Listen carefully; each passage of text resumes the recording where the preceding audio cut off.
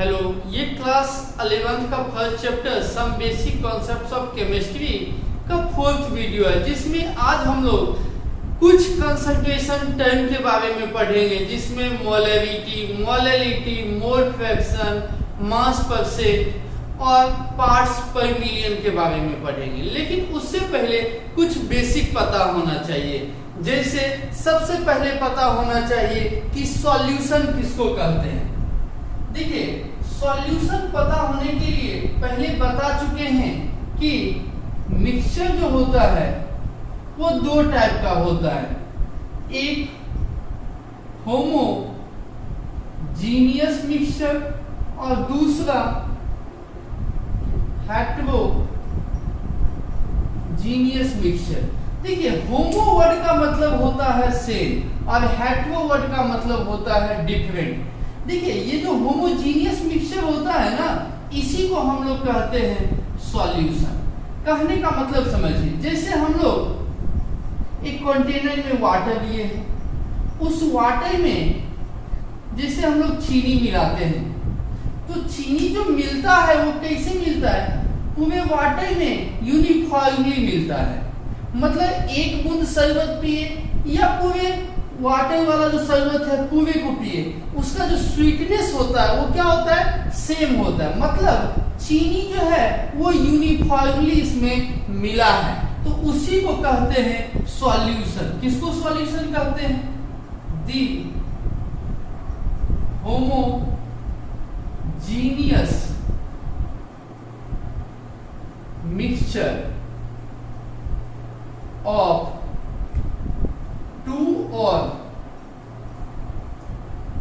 more than two component known as solution। दो या दो से अधिक कंपोनेंट। कहने का मतलब ये हुआ कि कंपोनेंट किसको कहते हैं वो समझिए। जो सब्सटेंस सॉल्यूशन में प्रेजेंट है, जैसे एक कंपोनेंट हुआ चीनी, दूसरा कंपोनेंट हुआ पानी, वैसे अगर इसमें नमक मिला दे तो तीसरा कंपोनेंट जो होगा वो क्या होगा, नमक। तो हम लोग बोल सकते हैं कंपोनेंट के बारे में, the amount of substance present in solution known as component. वैसा सब्सटेंस जो सॉल्यूशन में प्रेजेंट हो उसी को क्या कहते हैं, कंपोनेंट। अब देखिए, सॉल्यूशन जो होता है वो तीन टाइप का होता है। There are three types of solution. किसके बेसिस पे? On the basis of number of component. Number of component के बेसिस पे सॉल्यूशन तीन टाइप का होता है। सबसे पहला होता है बाइनरी सॉल्यूशन। बाइनरी सॉल्यूशन किसको कहते हैं? जिसमें सिर्फ और सिर्फ दो कंपोनेंट प्रेजेंट, टू कंपोनेंट। दूसरा होता है टर्मिनरी सॉल्यूशन, जिसमें तीन कंपोनेंट प्रेजेंट हो।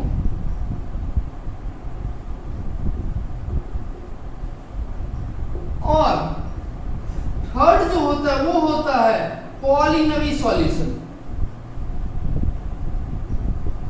जिसमें चार या चार से अधिक कंपोनेंट प्रेजेंट हो।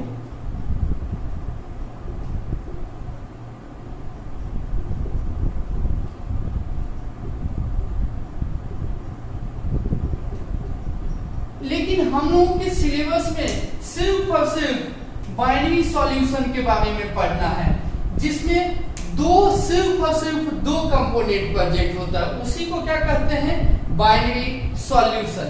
अब देखिए, सॉल्यूशन जो होता है जिसमें सिर्फ और सिर्फ दो कंपोनेंट हो, वैसा ही हम लोगों के सिलेबस में वही पढ़ना है। तो अब देखिए, ये जो सॉल्यूशन है, जैसे अभी हम लोग बात किए थे चीनी और पानी का, तो जो मिलके शरबत बना था वो दो चीज से मिलके बना था, एक चीनी और दूसरा पानी। तो जो चीनी था, जो सॉल्यूशन में कम अमाउंट में प्रेजेंट था, उसको कहते हैं सॉल्यूट। किसमें? जो लेस अमाउंट में सॉल्यूशन में प्रेजेंट होता है, और जो ज्यादा अमाउंट में प्रेजेंट होता है उसको कहते हैं सॉल्वेंट। तो बोल सकते हैं the substance present in less amount, किसमें? In solution known as solute. The substance present in more amount in, किसमें? Solution known as solvent. तो हमेशा आपको ध्यान रखना है कि जो ज्यादा होता है उसको हम लोग सॉल्वेंट कहते हैं, जो कम होता है उसको सॉल्यूट कहते हैं। किसमें? सॉल्यूशन में। ये था पहला बेसिक। दूसरा बेसिक आपको ध्यान रखना होगा कि जब भी मोल निकालने के लिए कहे तो मोल का ये फॉर्मूला ध्यान रखना होगा। क्या?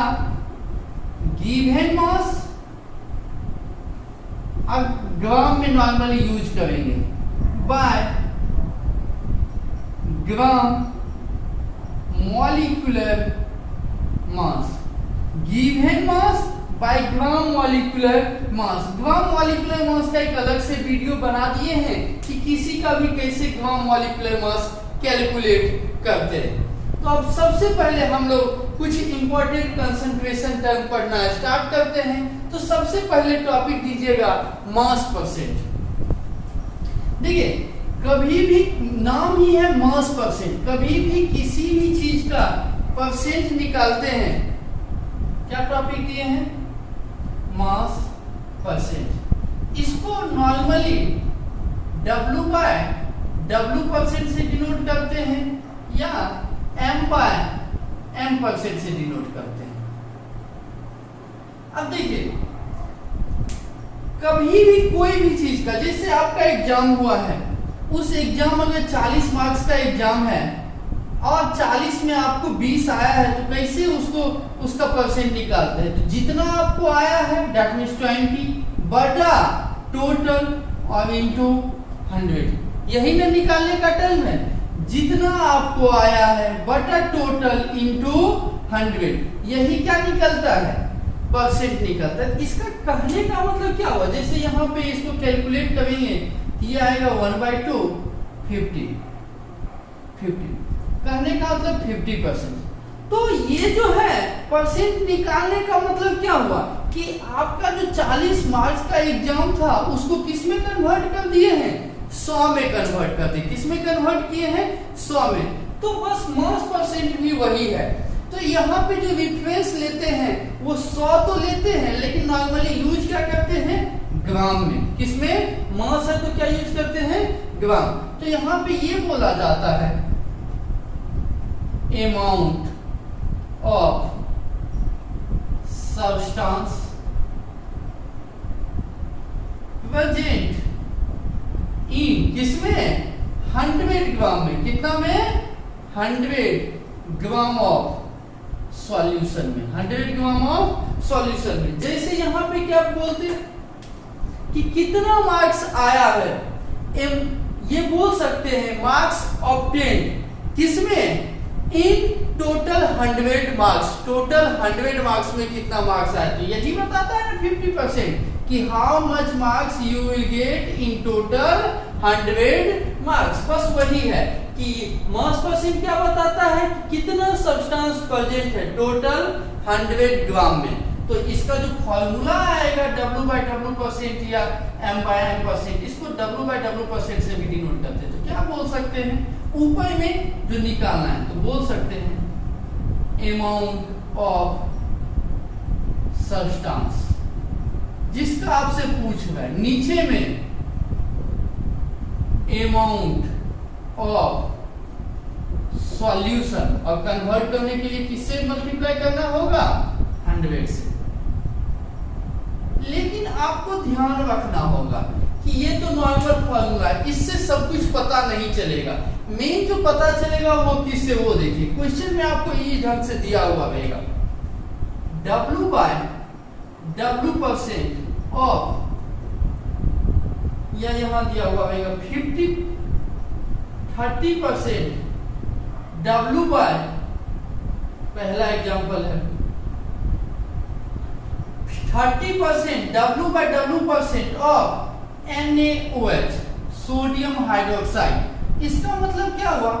इसका मतलब ये हुआ कि ये जो जितना परसेंट दिया हुआ है ना उतना है, किसमें? 100 में। तो यहाँ मास परसेंट में नॉर्मली क्या यूज करते हैं? टोटल 100 ग्राम। तो ये बोल सकते हैं वेट ऑफ सॉल्यूशन कितना लेंगे हमेशा? मास परसेंट में वेट ऑफ सॉल्यूशन 100 ग्राम। अब बताइए weight of solute, weight of solute कितना लेंगे? तो चूंकि ये 50 से कम है, चूंकि ये 50 से कम है तो इसीलिए ये जो होगा 30% क्या? NaOH, यही क्या होगा? सॉल्यूट। तो यहाँ पे सॉल्यूट के बारे में बोल सकते हैं कि सॉल्यूट क्या है? NaOH, जो कि कितना है? 30%, दैट मीन्स 30 ग्राम। अब आपसे कोई पूछे weight of solvent, weight of solvent कितना होगा? तो वेट ऑफ सॉल्वेंट आसानी से बोल सकते हैं सॉल्यूशन था 100 gram equal to solute plus solvent. Solute दिया हुआ है 30 ग्राम, तो सॉल्वेंट इक्वल टू क्या होगा? Solvent equal to 100 minus 30 equal to 70 gram. वैसे ही अगर दूसरा कोई एग्जांपल आपसे पूछे कि दिया हुआ है 10% वेट बाय वेट ऑफ किसी भी चीज का दे दिया है आपको, जैसे बोल दिया है कि HCl है, तो इसमें क्या बोल सकते हैं?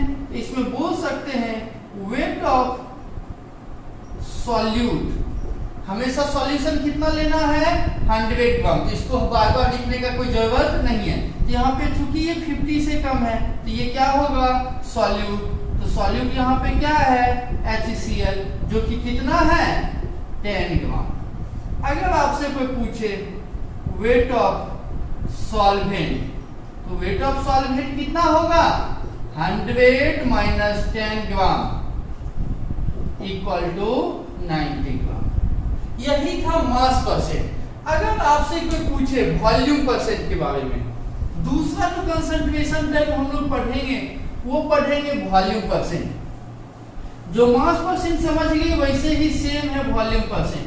वॉल्यूम परसेंट में यहाँ पे मास का बात करते थे, यहाँ पे वॉल्यूम का बात करेंगे। तो वो हम जैसे वॉल्यूम परसेंट का बात करेगा दूसरा वॉल्यूम परसेंट, तो इसको V/V% से डिनोट करते हैं। देखिए किसको कहते हैं वॉल्यूम परसेंट? तो सेम चीज चलेगा, यहां पे सिर्फ होगा volume of substance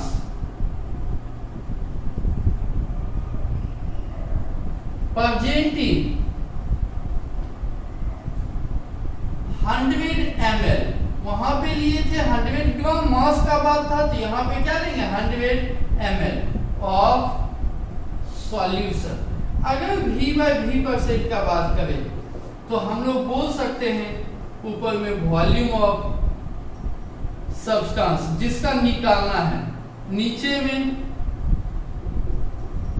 volume of solution into 100। Same formula चला उसी ढंग का। अब बताइए आपसे कोई पूछे 10% V/V ऑफ H2SO4, इसका मतलब क्या हुआ? इसका मतलब आप लोग, ये एग्जांपल है, बोल सकते हैं कि वॉल्यूम ऑफ सॉल्यूट जो है, सॉल्यूट यहाँ पे क्या होगा? चूंकि हम ये 50 से कम है तो ये क्या होगा? यही सॉल्यूट होगा H2SO4। कितना? 10%, दैट मीन्स 10 ml। अगर बात किया जाए वॉल्यूम ऑफ सॉल्वेंट का, तो वॉल्यूम ऑफ सॉल्वेंट बोल सकते हैं 100 minus 10 ml equal to 90 ml। अब देखिए तीसरा है mass by volume percent. Mass by volume percent. देखिए यहाँ पे वॉल्यूम परसेंट था तो ऊपर भी वॉल्यूम था, नीचे भी वॉल्यूम था, तो V/V% से डिनोट किए थे। जैसे इससे पीछे मास परसेंट था तो ऊपर भी मास था नीचे भी मास था, तो m/m% से डिनोट किए थे। यहाँ पे ऊपर में मास है नीचे में वॉल्यूम है, इसीलिए इसको m/v% से डिनोट करते हैं या w/v% से डिनोट करते हैं। तो ये क्या बोलता है वो देखिए, amount of substance present in 100 ml of solution। किसमें? 100 ml of solution में। अगर आपसे क्वेश्चन में बोल दे कि 10% W/V of HNO3 है, इसका मतलब क्या हुआ? इसका मतलब हुआ इट मीन्स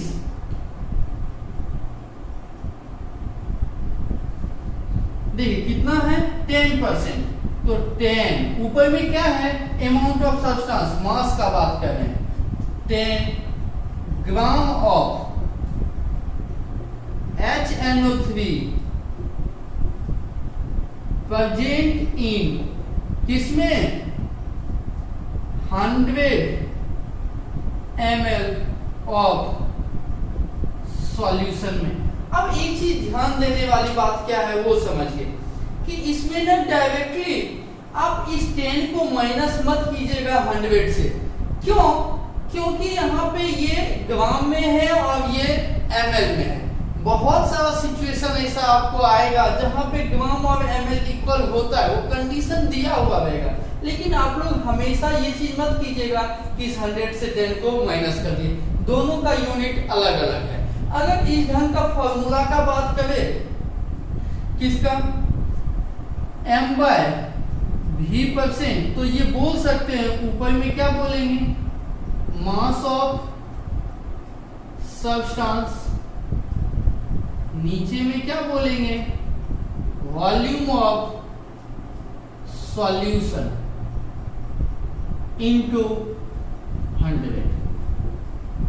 अब देखिए यही था हम लोगों का वॉल्यूम परसेंट और मास बाय वॉल्यूम परसेंट। अगला जो है वो है मोल फ्रैक्शन। मोल फ्रैक्शन बहुत ही इंपॉर्टेंट है। तो मोल फ्रैक्शन को जानने के लिए सबसे पहले आपको फिर से एक बार बता देते हैं मोल किसको कहते हैं। मोल का ये फॉर्मूला हमेशा आपको ध्यान में रखना होगा। Mole equal to given mass by molecular mass. Mole equal to given mass by molecular mass. यहाँ पे नॉर्मली ग्राम मॉलिक्यूलर मास का यूज आएगा और ये जो मास दिया हुआ रहेगा वो किस में? ग्राम में दिया हुआ रहेगा। इस चीज को ध्यान दीजिए। जिसको मॉलिक्यूलर मास निकालने आता है उसी के लास्ट में सिर्फ ग्राम लगा दीजिएगा, वही होता है ग्राम मॉलिक्यूलर मास। अभी हम निकाल के बताएंगे। देखिए मोल फ्रैक्शन क्या होता है वो समझते हैं। क्या टॉपिक है? Mole fraction. इसको नॉर्मली जेटा से डिनोट करते हैं, आप एक्स बोल सकते हैं। देखिए मोल फ्रैक्शन क्या होता है वो समझिए। अगर किसी भी चीज का आपको मोल फ्रैक्शन निकालने के लिए कहे तो जिसका निकालने के लिए कहेगा उसका मोल ऊपर में नीचे में टोटल मोल। जैसे सॉल्यूशन में दो चीज प्रेजेंट होता है। क्या क्या प्रेजेंट होता है? सॉल्यूट और सॉल्वेंट, यही तो प्रेजेंट होता है ना। अब अगर हमसे पूछ दे कि मोल फ्रैक्शन ऑफ सॉल्यूट बताइए तो क्या करेंगे? जिसका मोल फ्रैक्शन पूछ रहा है उसका मोल ऊपर में, तो बोल सकते हैं मोल्स ऑफ सॉल्यूट बाय नीचे में टोटल मोल। टोटल क्या होता है? सॉल्यूशन, या सॉल्यूशन को लिख सकते हैं हम लोग ऐसे moles of solute plus moles of solvent, यही हुआ ना। अगर हमसे पूछे मोल फ्रैक्शन ऑफ सॉल्वेंट तो कैसे निकालेंगे, जिसका मोल पूछ रहा है उसका मोल ऊपर में, तो लिख सकते हैं moles of solvent by moles of क्या solute plus moles of solvent, या इसी को हम लोग सॉल्यूट और सॉल्वेंट को ही क्या लिख सकते हैं, डायरेक्ट मोल्स ऑफ सॉल्यूशन। अब देखिए, अब इसका जब भी पूछे आपसे डिफिनीशन, तो डिफिनीशन क्या बोलेंगे कि ये एक रेशियो है किसका किसका, तो जिस कंपोनेंट का पूछ रहा है उस कंपोनेंट का मोल का बाय टोटल मोल्स का। तो इसका डिफिनीशन यही होगा, it is the ratio of number of moles of one component, जिस कंपोनेंट का पूछ रहा है, to the number of moles of all the components present in solution. और सॉल्यूशन में यहाँ क्या क्या प्रेजेंट है, सॉल्यूट और सॉल्वेंट। तो चलिए लिखते हैं, it is the ratio of number of moles of one component to the number of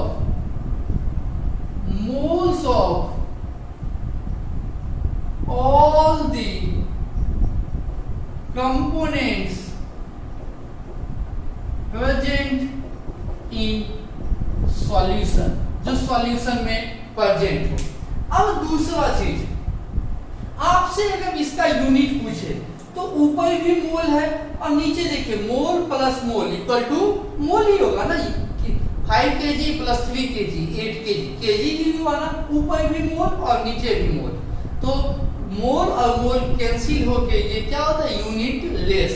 तो ये बोल सकते हैं इसके बारे में, it is unit less.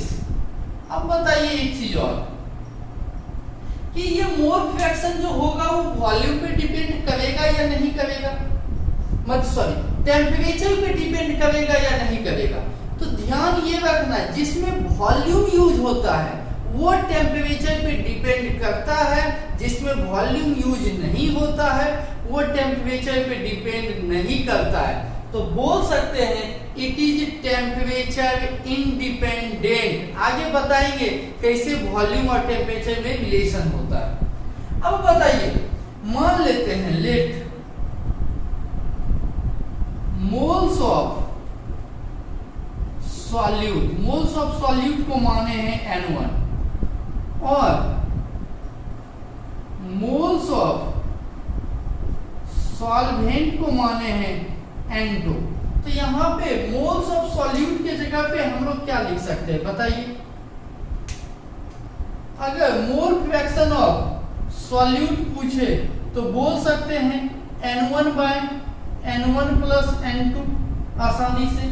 Moles of solute को क्या माने हैं N1, मोल्स ऑफ सॉल्वेंट को क्या माने हैं N2, यही लिखे ना N1 by N1 plus N2।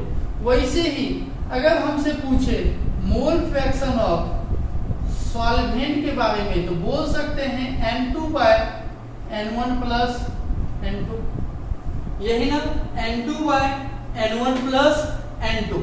अब बताइए mole fraction of solution equal to क्या होता है, mole fraction of solute plus mole fraction of solvent, यही होता है ना, solution equal to solute plus solvent. तो हम लोग बोल सकते हैं mole fraction of solution is equal to N1 by N1 plus N2 plus N2 by N1 plus N2।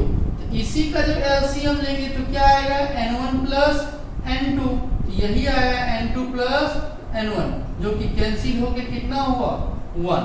तो हम लोग बोल सकते हैं क्या कि mole fraction of solute plus mole fraction of solvent equal to 1, mole fraction of solute equal to 1 minus mole fraction of solvent. ये बहुत इंपॉर्टेंट है, ध्यान रखना, मोल फ्रैक्शन ऑफ देखिए solute equal to solute plus solvent equal to solution, यही निकाले हैं कितना value 1।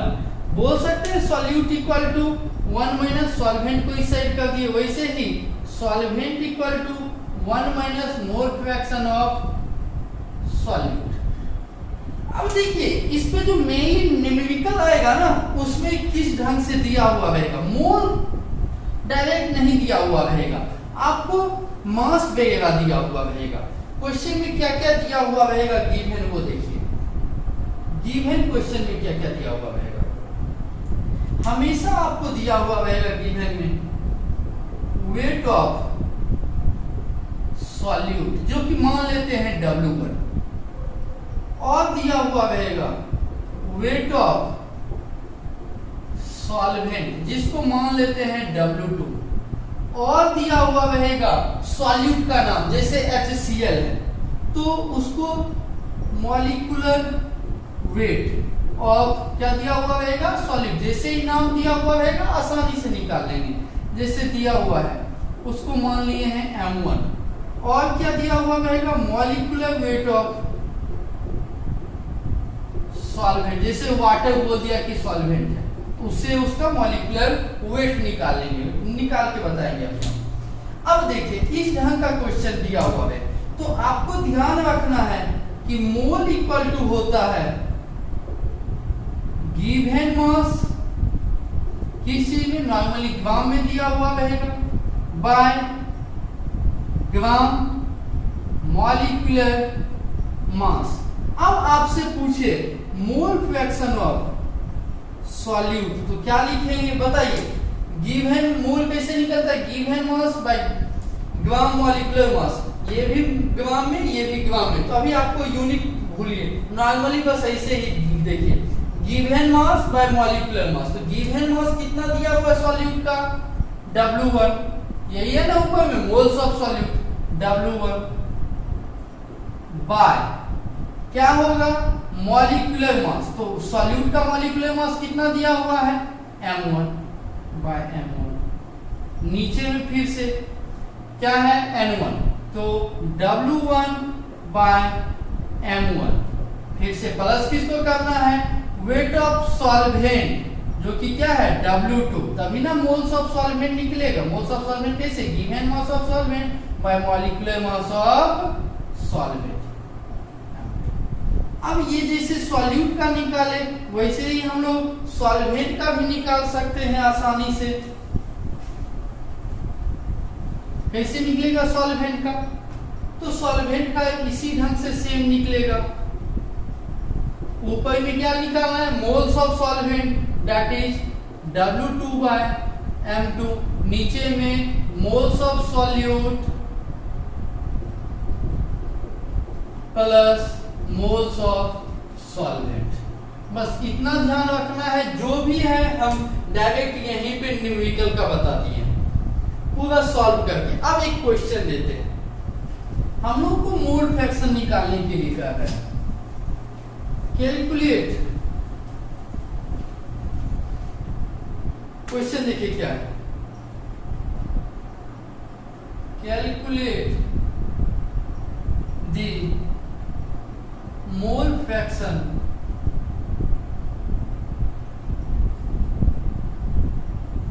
Of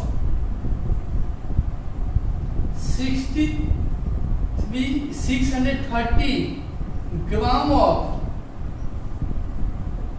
HNO3 which is present in 1800 gram of water, जो कि किसमें प्रेजेंट है 1800 ग्राम ऑफ वाटर में। तो सबसे पहले क्वेश्चन में हम लोग को जैसे ही मोल फ्रैक्शन पूछा तो हम लोग को सबसे पहले गिवन देखना होगा। यहाँ पे गिवन क्या है, तो दिया हुआ है 630 ग्राम ऑफ HNO3।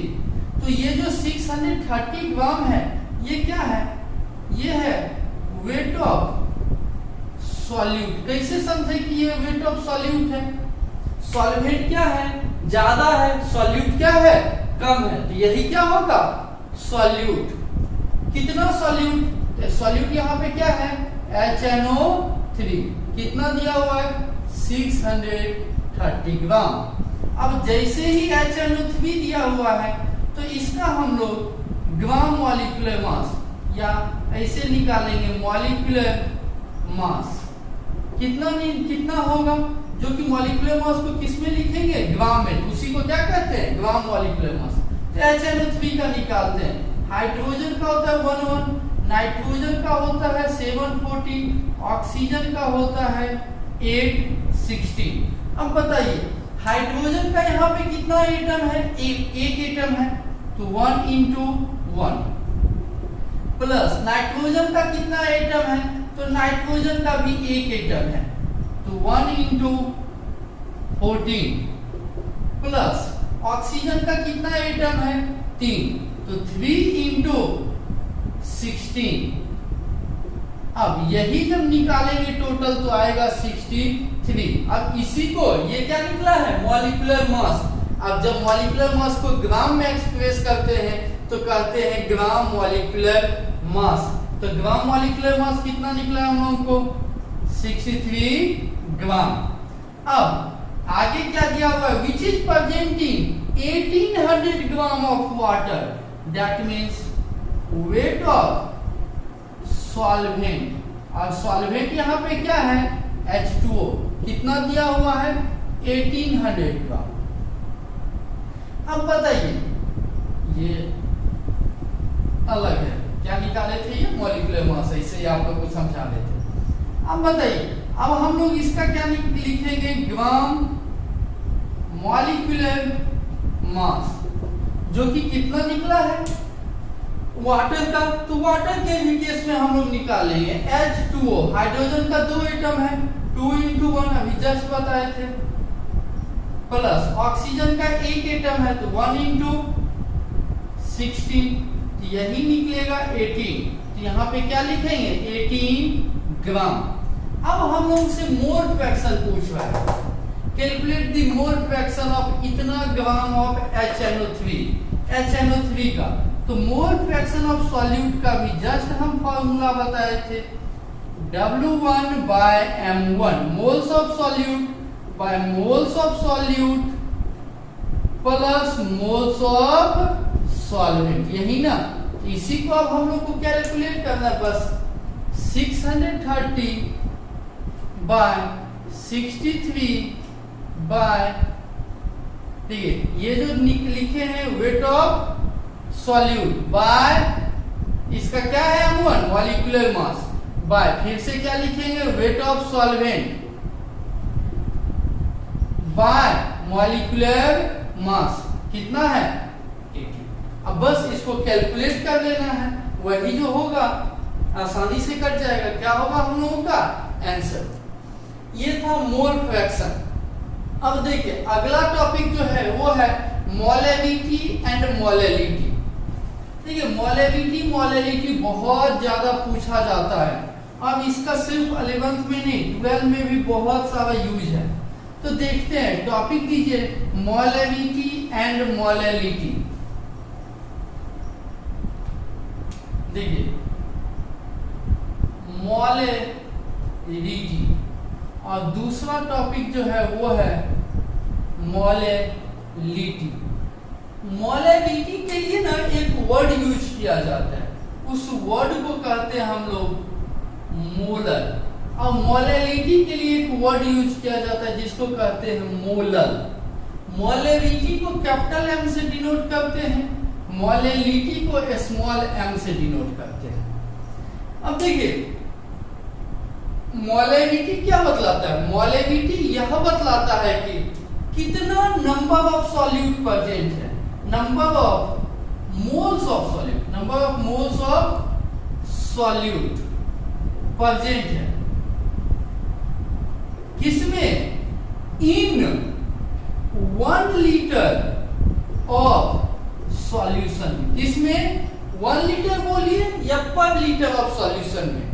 लेकिन मोलैलिटी क्या बतलाता है, ये भी बतलाता है number of moles of solute किसमें प्रेजेंट इन, यहाँ पे था पर लीटर ऑफ सॉल्यूशन या 1 लीटर ऑफ सॉल्यूशन का बात किए थे, लेकिन यहाँ पे करेंगे प्रेजेंट इन पर केजी ऑफ सॉल्वेंट। यही समझना है बस कि यहाँ पे जो किए थे लिख दीजिए पर,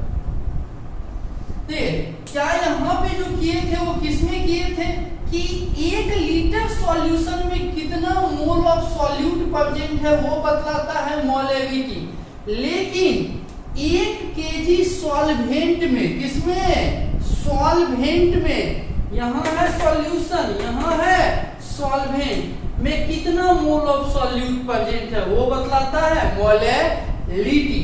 अगर मोलेरिटी का इसी से आया है, अगर फॉर्मूला का बात किया जाए तो बोल सकते हैं number of moles of solute bye नीचे में क्या होगा, वॉल्यूम ऑफ सॉल्यूशन, लेकिन सॉल्यूशन किस चीज में होना चाहिए, लीटर में। लेकिन अगर मोलेरिटी का फॉर्मूला का बात किया जाए तो क्या लिखेंगे, number of moles of solute, किसमें प्रेजेंट, किसमें प्रेजेंट होना चाहिए, यहाँ पे वॉल्यूम ऑफ सॉल्यूशन में, लेकिन यहाँ पे वेट ऑफ सॉल्वेंट में, किसमें होना चाहिए, इन केजी, किसमें, केजी में। अब बताइए इसका यूनिट का बात किया जाए तो ऊपर में है मोल और नीचे में है लीटर, तो इसका यूनिट बोल सकते हैं मोल पर लीटर। अगर इसका यूनिट का बात किया जाए मोल पर लीटर, तो ऊपर में है मोल और नीचे में है केजी, तो इसका यूनिट बोल सकते हैं मोल पर केजी। अब बताइए इसी को और ज्यादा हम लोग एक्सप्लेन करते हैं, तो नंबर ऑफ मोल्स को हम लोग कैसे लिखते हैं, गिवन मास बाय मॉलिक्यूलर मास। तो हम लोग मान लेते हैं लेट वेट ऑफ सॉल्यूट जो होगा वो क्या होगा, W1, और उसका मॉलिक्यूलर वेट क्या होगा, मॉलिक्यूलर वेट ऑफ सॉल्यूट मान लेते हैं हम लोग कि क्या होगा, M1।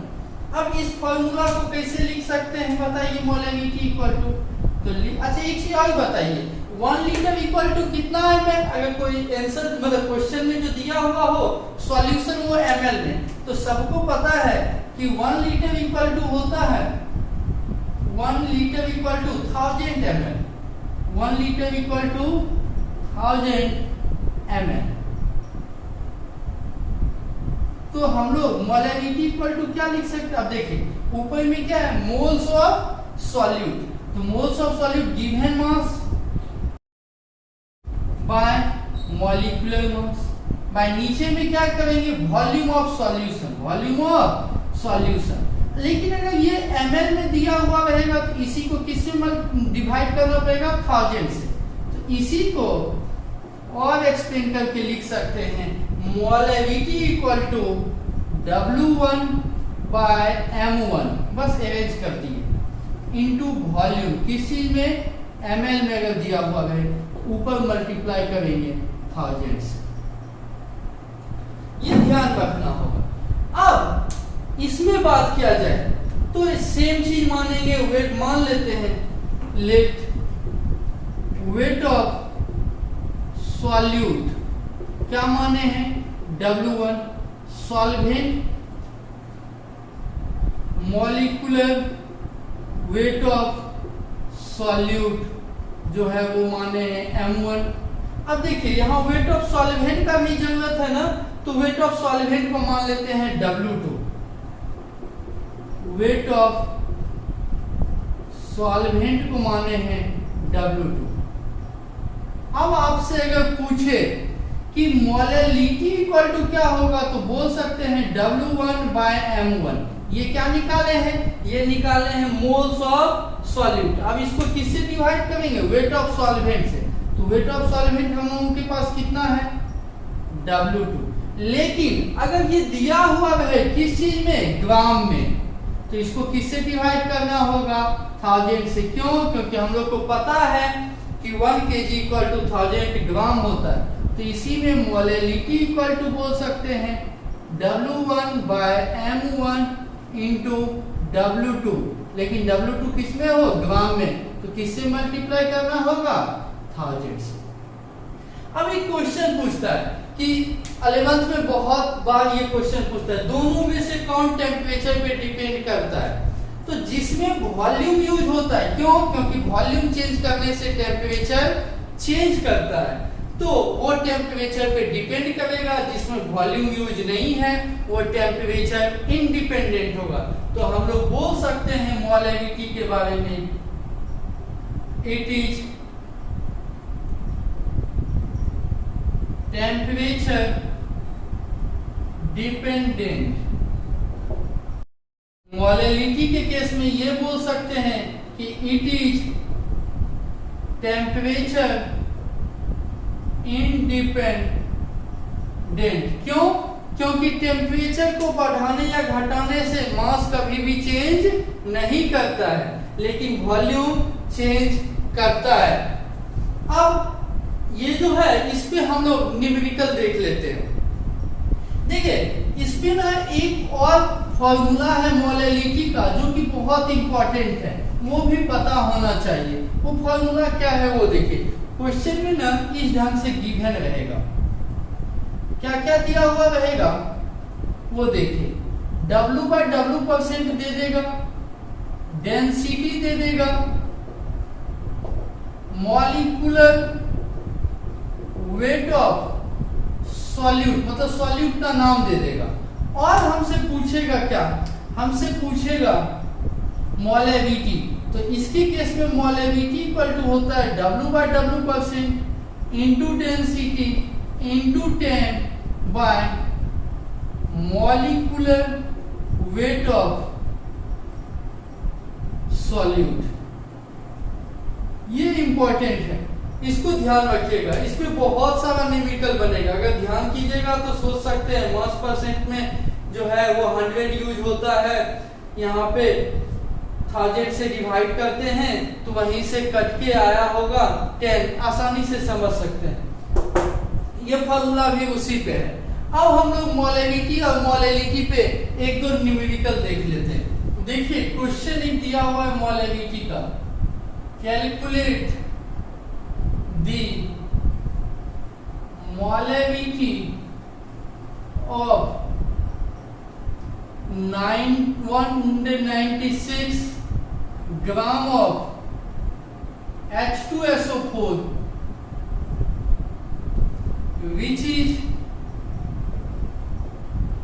present in 500 ml of solution। हम लोग से मोलैलिटी पूछ रहा है जिसमें 196 ग्राम ऑफ H2SO4 प्रेजेंट है 500 ml ऑफ सॉल्यूशन में। तो हम लोग आसानी से सबसे पहले ये लिखना होगा कि गिवन क्या क्या है।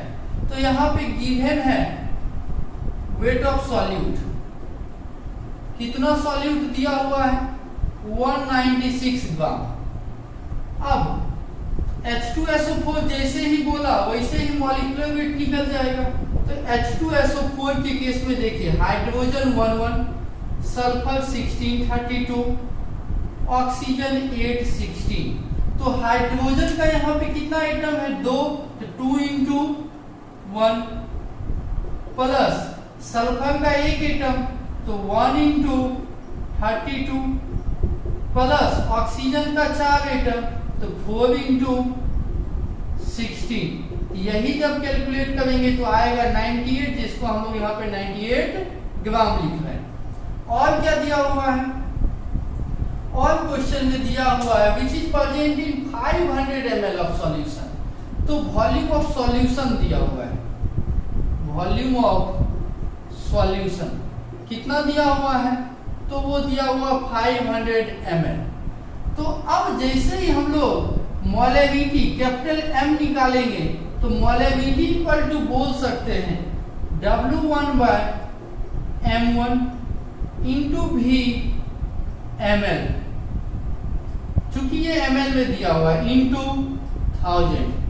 देखिए W1 कितना दिया हुआ है, तो दिया हुआ है 196। M1 क्या दिया हुआ है, तो M1 that means molecular weight कितना दिया हुआ है 98 इनटू वॉल्यूम कितना दिया हुआ है, तो 500 कितना 1000। यही है ना हम लोगों का फॉर्मूला, इसी को कैलकुलेट करेंगे तो जो आएगा वो हम लोगों का क्या होगा आंसर। क्या कैलकुलेट होगा, मोलैलिटी। सेम इसी ढंग का मोलैलिटी पे भी बेस्ड न्यूमेरिकल आएगा, सिर्फ जहां पे वॉल्यूम ऑफ सॉल्यूशन है वहां पे वेट ऑफ सॉल्वेंट दिया हुआ होगा। अब जो अगला टॉपिक है वो लास्ट वो है पार्ट्स पर मिलियन। देखिए पार्ट्स पर मिलियन कुछ ज्यादा इंपॉर्टेंट तो नहीं है, ये सेम है मास परसेंट के तरह। क्या बोले हैं, पार्ट्स पर मिलियन, नाम से ही क्लियर है। इसको नॉर्मली पीपीएम से डिनोट करते हैं, पीपीएम। देखिए ये होता क्या है, जैसे मास परसेंट था ये देखते थे कि 100 ग्राम में कितना परसेंट है, वैसे ही पार्ट्स पर मिलियन देखते हैं कि 1 मिलियन में कितना परसेंट है। तो बोल सकते हैं amount of substance present in per million, that means 10 to the power 6, 10 lakh per million of solution। तो अगर इसका ppm का अगर फॉर्मूला का बात किया जाए तो ऊपर में लिखेंगे अमाउंट ऑफ सब्सटेंस जिसका निकालना है, नीचे में लिखेंगे अमाउंट ऑफ सॉल्यूशन। अब इसको जैसे परसेंट निकालने के लिए 100 से मल्टीप्लाई करते थे, तो यही पार्ट्स पर मिलियन निकालने के लिए 10 to the power 6। बस यही था हम लोगों का 4th वीडियो। अब फर्स्ट चैप्टर में सिर्फ और सिर्फ लॉ बचा हुआ है, जिसके लिए एक अलग से वीडियो बना देंगे। Thank you.